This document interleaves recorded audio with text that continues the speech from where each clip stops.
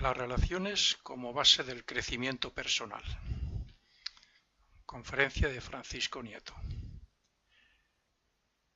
Toda persona que reflexione un poco, y los ocultistas en particular, sabemos que el progreso individual no sería posible sin las relaciones mutuas que todos tenemos a diario. La evolución individual no solo se alcanza por las propias experiencias, sino que también lo hacemos por medio de lo que vemos y de lo que les ocurre a los demás, lo que nos lleva a preguntarnos, por ejemplo, ¿qué beneficio podemos extraer de nuestras relaciones con los demás? Aunque para responder esta pregunta no deberíamos generalizar, porque todos sabemos que algunas relaciones son más íntimas que otras, lo cierto es que, considerándolas a todas por igual, también podemos extraer un gran beneficio si sabemos aplicar alguna regla. Si interpretamos esto como cualquier otra persona, haremos varias distinciones entre las personas que nos rodean. Por ejemplo, primera, las personas que queremos porque son familia y amigos íntimos con los que nos llevamos bien. Segunda, las que conocemos y tratamos de algún modo pero sin intimar y que pueden ser más o menos buenos, como por ejemplo los compañeros de trabajo. Tercera, las que son como los anteriores pero que sabemos que tienen cierta maldad y no queremos nada con ellos. Y cuarta, las que ni conocemos ni tratamos pero que tenemos algún contacto con ellos a diario por coincidencias o casualidad. Ahora bien, ¿cómo puedo extraer un beneficio en mi desarrollo espiritual de contacto con todos ellos siendo tan diferentes? La respuesta sería, viéndolos a todos como hermanos y asimilando conscientemente que no están puestos en mi destino de forma casual, sino que lo están con una intención desde el punto de vista kármico. Es posible que el lector opine que eso no puede ser, pero si analizamos las relaciones que hayamos tenido cada uno, veremos que, primero, con todos hemos de aprender algo para bien o para mal, y segundo, si decimos que no hemos tenido posibilidad de aprender, quizás ha sido porque no hemos sido conscientes de la experiencia en la relación. Con esto quiero decir que, en realidad, somos lo que somos gracias a las experiencias con los demás, porque tanto lo que traemos como carácter al nacer como lo que experimentamos aquí hasta que abandonamos el cuerpo físico son la base del crecimiento individual y personal. Dicho esto, introduzcámonos en la propia relación para analizar nuestro comportamiento. Es evidente que cualquier persona normal no actúa siempre igual, sino que su actuación puede variar de acuerdo a su estado emocional y al control que tenga de la mente y de la voluntad. Así podemos ver a un jefe o a un padre que trata bien a sus empleados o a sus hijos, pero que cuando le dominan las preocupaciones o los problemas, las paga con ellos. Es decir, pasa los problemas a los hijos para no hacerlos frente ellos mismos. Pero, ¿ocurriría lo mismo si nos autoobserváramos en nuestra forma de sentir y de pensar? Cuando no nos hacemos conscientes de nosotros mismos por falta de atención en nuestras relaciones, no nos damos cuenta de que muchas veces las cosas no son como pensamos y por eso perdemos el control de nosotros mismos y de la situación. Si cada vez que perdemos el control o vemos que nos estamos alterando, analizáramos la situación para ver cuál es la causa, es posible que ni nos alteráramos, ni culparíamos a otros, y mucho menos las pagaríamos con ellos. Y es que no nos gusta ver que las causas que vemos en otros en realidad son nuestras, pero preferimos pensar que si los demás fueran de otro modo, todo iría mejor. Por eso, la autoobservación y la atención en nuestras relaciones y ante las circunstancias nos hacen conscientes de nosotros mismos y nos hacen comprender que antes de culpar a nadie o de pagar nuestro enfado con los demás, debemos analizar la situación con discernimiento. ¿Cómo serían nuestras relaciones si enfocáramos las mismas desde la siguiente afirmación? La gente que se cruza en mi destino es por algún motivo no casual y porque tengo que aprender algo de ellos. Según esta afirmación, está claro que si tuviéramos más fuerza de voluntad y más control de la mente y de las emociones, seríamos más felices, porque no permitiríamos que la personalidad se alterara. Cuando tenemos autocontrol, somos conscientes de lo que piensa nuestra mente y evitamos que culpe a otros de lo que es nuestro. Cuando tenemos autocontrol, observamos a los deseos y a las emociones como algo ajenos y no permitimos que dominen a la mente. Y cuando tenemos autocontrol, ejercemos la voluntad para ponernos en el puesto de los demás y así ver nuestros defectos, nuestras responsabilidades y nuestras culpas con tal de no culpar a otros. Esta es, quizás, la manera más sencilla de analizarnos y de ver nuestros defectos a la vez que nos hacemos conscientes de que nosotros, como almas, tenemos la capacidad suficiente como para discernir cuándo es nuestra culpa o responsabilidad ante un problema y cuándo no lo es. Esta autoobservación de la que hablo y este autoanálisis en las relaciones hacen que nuestro progreso espiritual se acelere y que seamos más felices y más libres. La mayoría de nosotros somos víctimas de nuestro propio pasado. Tenemos grabado en el subconsciente los problemas, las circunstancias y las personas que nos causaron sufrimiento, y eso nos quita felicidad y libertad porque estamos dominados por esas emociones, por rencores, por deseos negativos, etc. Cuando interpretamos las circunstancias y lo que ocurre en nuestras relaciones desde el punto de vista personal y egoísta, no vemos la verdad de los problemas y nos exculpamos aun sabiendo que el problema es nuestro. Por estos motivos, mejor sería que fuéramos por la vida con la idea de que algo tenemos que aprender de las personas con las que nos relacionamos y de que antes de culparles de algo debemos analizarnos a nosotros mismos. Estamos tan acostumbrados a pensar que somos el cuerpo físico que no nos damos cuenta de que ese cuerpo en realidad es el instrumento de otros.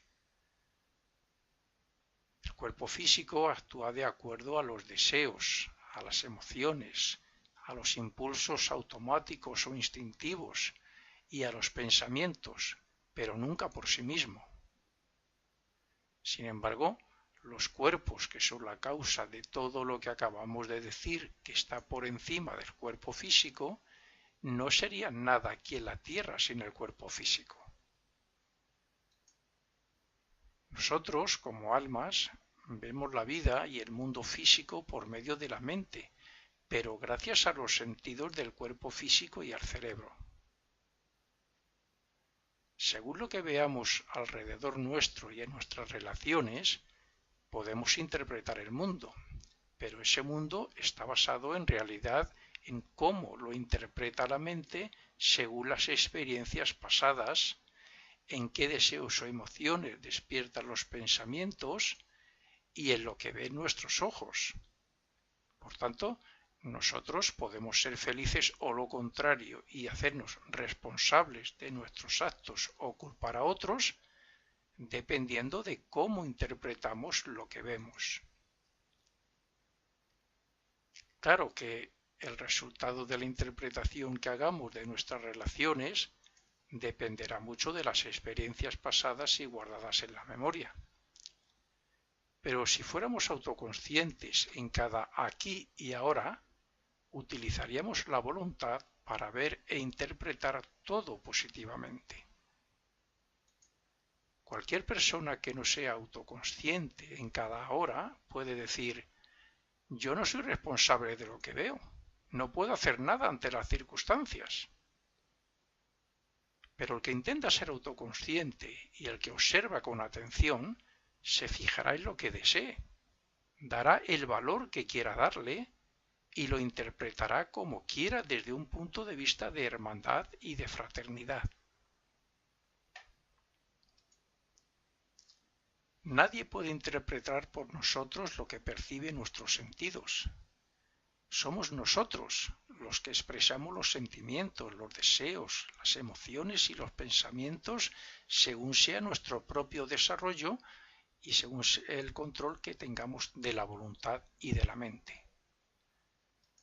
Si vamos interpretando los hechos de la vida y nuestras relaciones desde una posición negativa y de maldad, nos haremos víctimas de toda esa negatividad y nos creará dolor y pesares, y nos hará criticar, juzgar y condenar. Pero si lo interpretáramos todo positivamente, como que estamos aquí para aprender de las experiencias y de las relaciones con las personas, entonces estaremos progresando adecuadamente. Lo mismo que juzgamos a una persona que pega a otra sin saber qué deseos o emociones le llevaron a ello, así interpretamos todo lo que vemos sin saber que en la mayoría de los casos en que interpretamos negativamente los hechos, estamos equivocados. Por esta razón, antes de interpretar lo que vemos, deberíamos pensar que una cosa es lo que vemos y otra las causas que han llevado a ello, como nos ha ocurrido a todos cuando nos hemos enfadado. Si viéramos e interpretáramos todo desde el punto de vista espiritual y con la humildad y reconocimiento de que lo que no nos gusta de los demás lo hemos podido hacer o lo podemos hacer en un futuro, nos sentiríamos bien y no tendríamos miedo a las relaciones con determinadas personas con las que hemos tenido algún problema.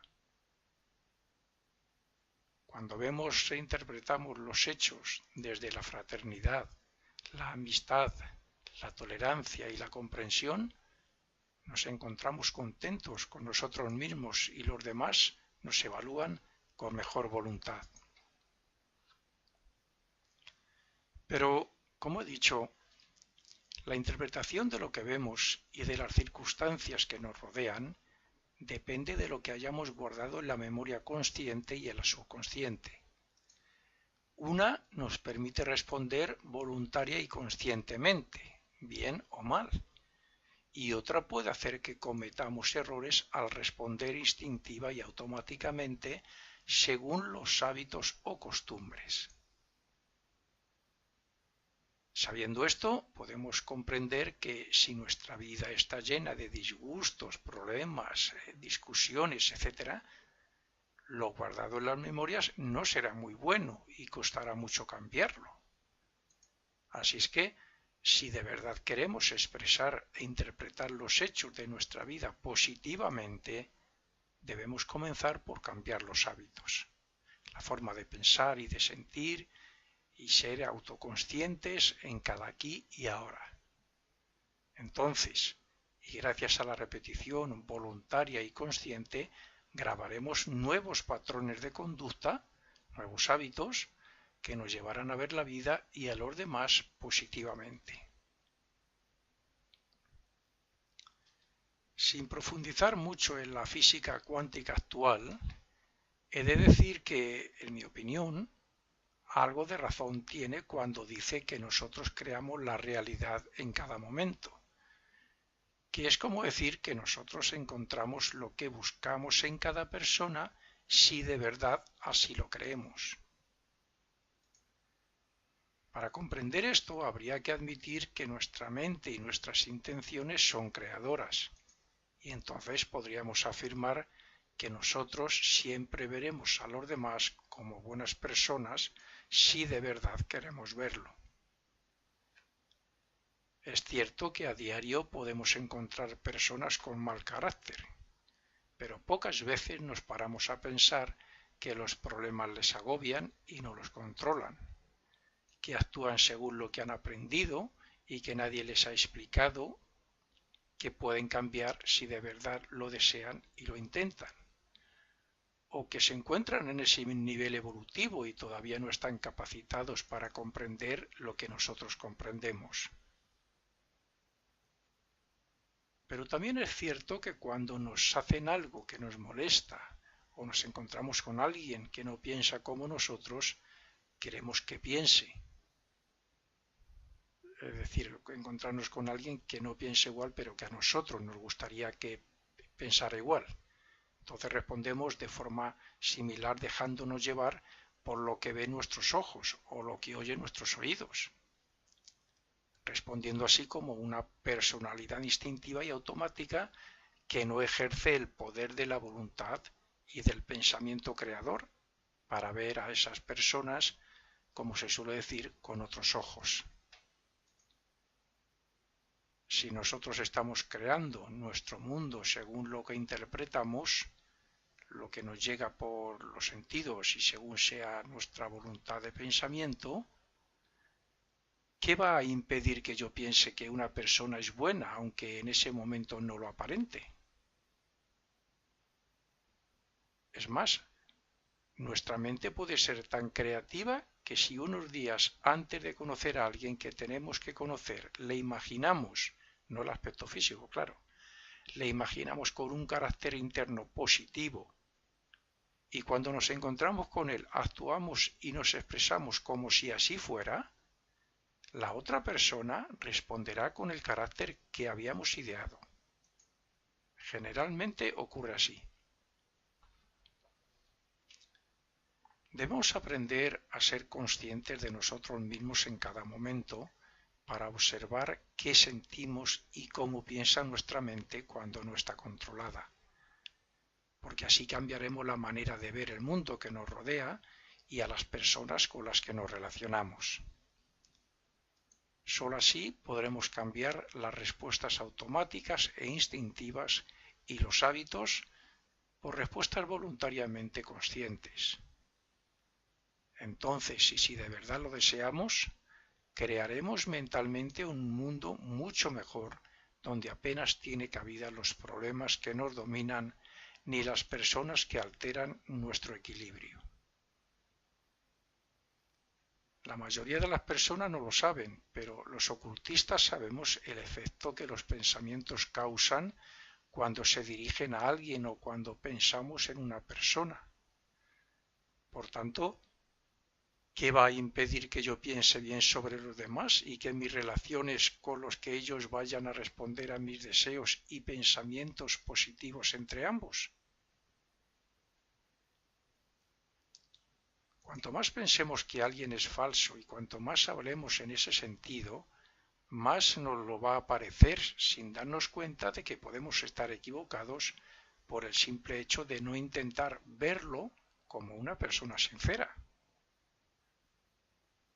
Solo nosotros somos responsables de lo que pensamos y solo nosotros podemos cambiar esa forma negativa y poco creadora de pensar positivamente.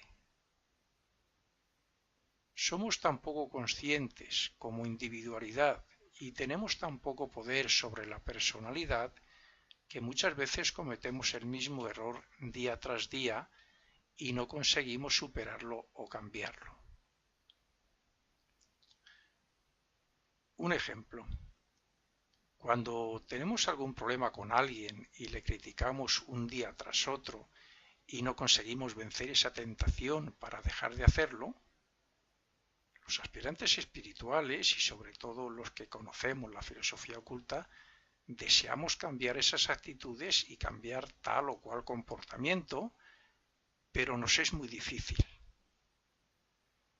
¿Y todo esto por qué? Pues porque no cambiamos la manera de pensar y de ver a los demás en nuestras relaciones.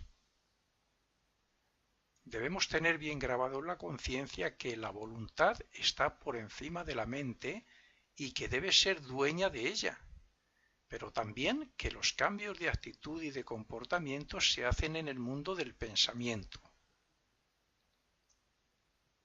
Solamente cuando planificamos y meditamos un cambio voluntaria y conscientemente con nuestra mente es cuando podemos decir que estamos trabajando para conseguir ese cambio. Si a partir de hacer esa propuesta en el mundo de la mente lo tenemos presente en las circunstancias que queremos cambiar, no cabe la menor duda de que nuestro yo superior nos recordará que no debemos criticar.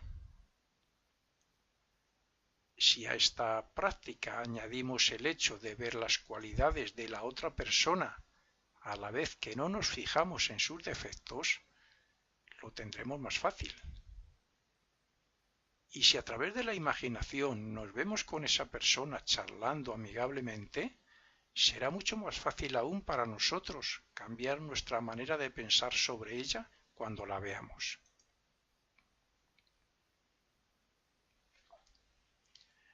Lo mismo ocurre sobre las circunstancias de cada día y sobre nosotros mismos. Todo lo que no recordamos conscientemente y que nos ha sucedido está guardado en la memoria subconsciente, o sea, en el átomo simiente reencarnante, donde se guarda la película de la vida para extraer el beneficio de ella. Por eso deberíamos ser cautos a la hora de expresarnos y más controladores de nuestra mente, sobre todo cuando piensa por sí misma. Lo mismo que deberíamos crear el hábito de ver lo bueno en los demás y no hablar mal de ellos en ningún sentido, así deberíamos hacer cada mañana respecto al día que vamos a experimentar. O lo que es lo mismo, si cada día al despertarnos nos dijéramos a nosotros mismos, hoy voy a tener un buen día, hoy voy a aprovechar todas las oportunidades que surjan para ser mejor y para no hacer mal a nadie. Entonces se crearía una nueva atmósfera en nuestra aura y nuestro yo superior nos lo recordaría cada vez que lo fuéramos a incumplir. Esto tiene relación con el ejercicio que en alguno de mis libros y en algún artículo defino como la autoprogramación, que trata de visualizar las situaciones que sabemos que vamos a vivir ese día, pero programándolas desde nuestros más elevados ideales.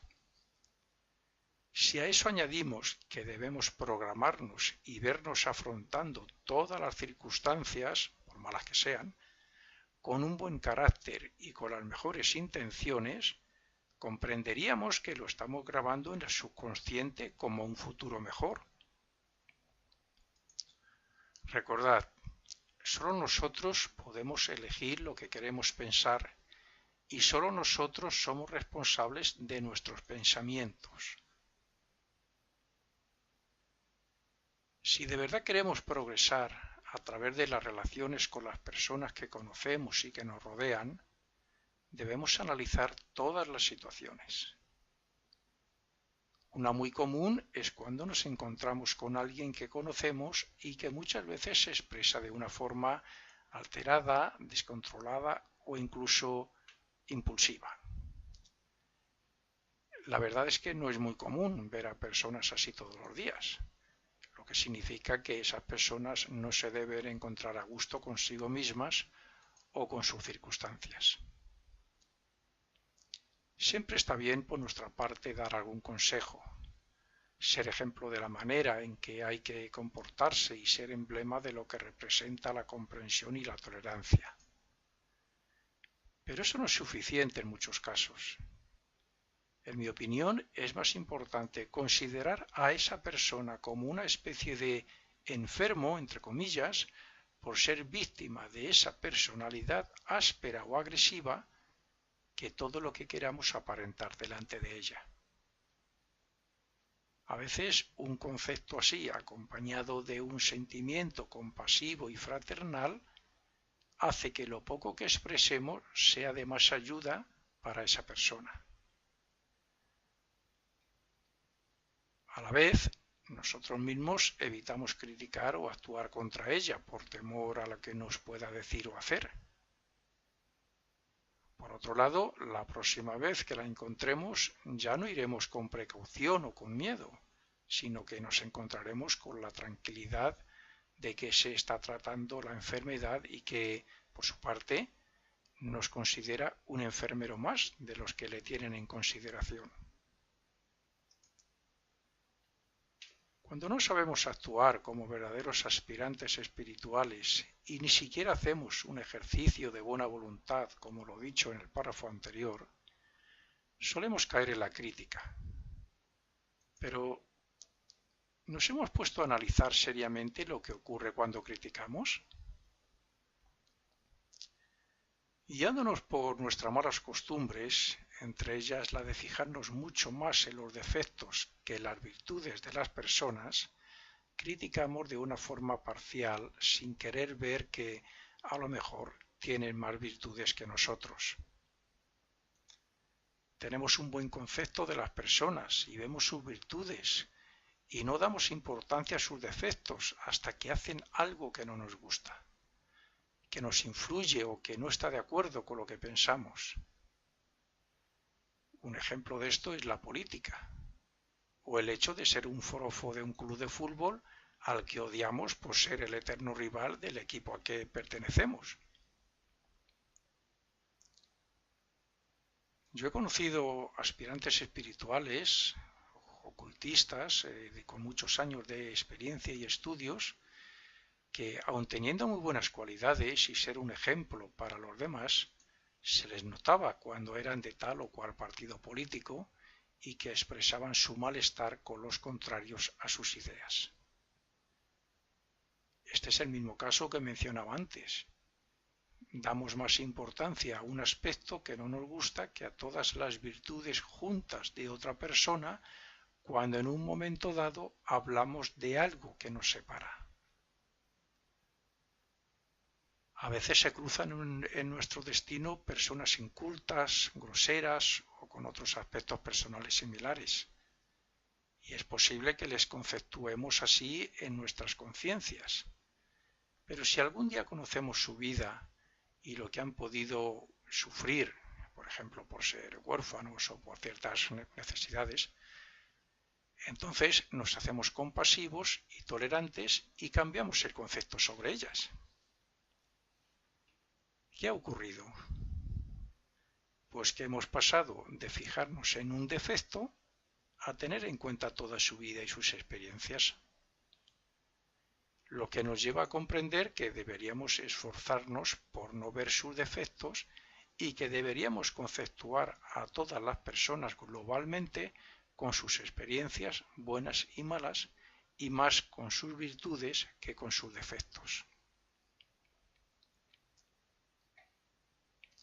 Otro aspecto importante que deberíamos tener en cuenta en nuestras relaciones es la forma en que nos comportamos o nos sentimos ante algunas personas. Nadie tiene la misma reacción ante un buen amigo que ante una persona que despreciamos o a la que tenemos miedo por algún motivo. En el primer caso nos mostramos abiertos, sinceros, simpáticos, etc. Pero en el segundo es posible que nos pongamos en guardia, tengamos deseo de huir o incluso intentemos mostrarnos más fuertes que él. Y es que ese es el punto fuerte de la personalidad, pero a la vez el punto débil nuestro como individualidad dominada por los deseos y las emociones. Si domináramos nuestro cuerpo emocional, no sentiríamos los deseos y las emociones negativas mencionadas, sino que nos mostraríamos equilibrados y con buenos sentimientos hacia la otra persona. Por eso debemos volver otra vez a lo dicho anteriormente. Cada uno de nosotros somos los únicos responsables de elegir cómo queremos interpretar a las personas con las que nos relacionamos. Si buscamos algo que no nos gusta o que rechazamos en alguien, despertaremos deseos y emociones negativas en nosotros, y eso hará que tengamos un mal concepto de él y que llevemos las correspondientes malas vibraciones en nuestra aura. Si, por el contrario, nos fijamos en lo positivo y buscamos sus cualidades, surgirán de nosotros una serie de sentimientos y emociones que harán que nos sintamos felices y en armonía con el mundo. Si cada defecto en que nos fijamos en los demás lo interpretáramos como una llamada de auxilio de ellos hacia nosotros, casi seguro que no les veríamos con los mismos ojos. Tengamos en cuenta que cuando no nos autoobservamos y no somos autoconscientes de nosotros mismos, es cuando la personalidad ve el mundo e interpreta a las personas a su manera, por lo general más bien negativamente. Sin embargo, cuando ocurre eso mismo en los demás, no lo interpretamos como que se están dejando llevar por la personalidad, sino que nos fijamos e interpretamos sus negatividades a nuestra manera. Todos tenemos una especie de máscara ante los demás. No expresamos ni nos comportamos siempre según sentimos y pensamos para nosotros mismos, pero aún así creemos conocer al prójimo por el simple hecho de fijarnos en algún defecto o en algo que no concuerda con nosotros. Por tanto, cabe preguntarnos, ¿por qué me fijo más en los defectos que en las virtudes de los demás? ¿Qué busco, además de despertar negatividades en mí mismo y sin hacerlo intencionadamente? Deberíamos ser más conscientes de que todo aquello que vivamos o experimentemos en nosotros mismos nos afecta a nivel celular, emocional y mental.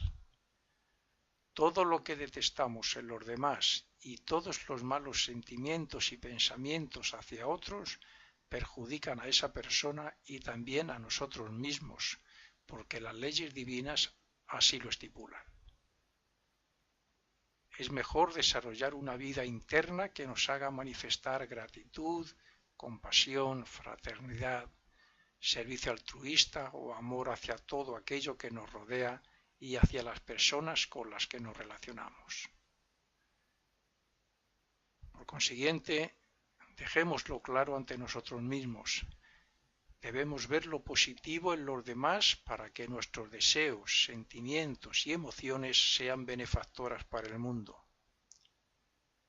No tenemos por qué ver problemas, desgracias, obstáculos o sufrimiento en nuestra vida y en los demás. Siempre se puede pensar que es una prueba para superar, una deuda que saldar, una ocasión de superarlos, viéndolo con otras intenciones y buena voluntad, etcétera, etcétera. Todo se ve según el color del cristal con que se mire.